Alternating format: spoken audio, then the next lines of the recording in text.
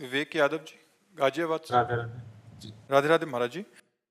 महाराज जी, परीक्षा में कुछ असफलताओं के बाद मन व्यथित रहता है। एक तरफ लगता है कि मैं कहीं अपने साथियों से पीछे छूटता जा रहा हूं, दूसरी तरफ लगता है अगर सफल नहीं हुआ तो मेरा क्या होगा। महाराज जी, ऐसे में महाराज जी मेरा मार्गदर्शन करें कि हाँ मैं बिल्कुल, कैसे। ये नई अवस्था में ये सोच तो होती है।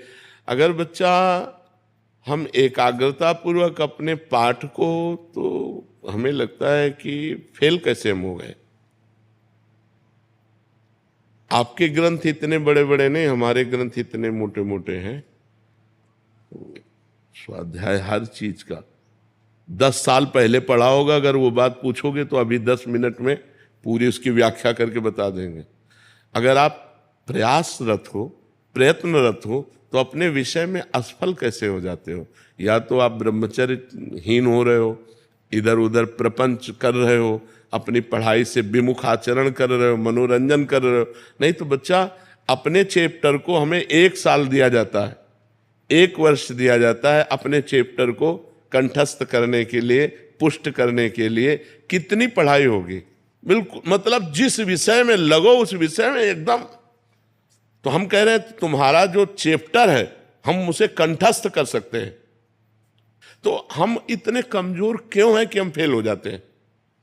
अगर ये हो कि भाई टीचर कोई पक्षपात करता है तो बात अलग है, नहीं तो हम फेल क्यों हो जाते हैं।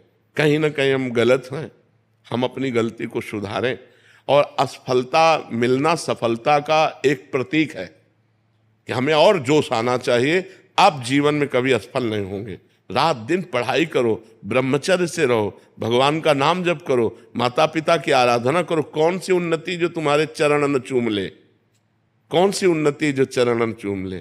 इसलिए हमें तो लगता है कि हम अपने धर्म ग्रंथों को ऐसे याद किए हैं जैसे काका गागा नहीं याद किया जाता, ऐसे याद। उठते बैठते चलते फिरते जो पद है, पूरी 84 जी, पूरा सुधा निधि जी, पूरी सेवकवाणी, पूरी स्फुटवाणी, उसे जिस विषय में लगे तो अपने विषय में लगे, जिस विषय में लगे तो एकदम लगे।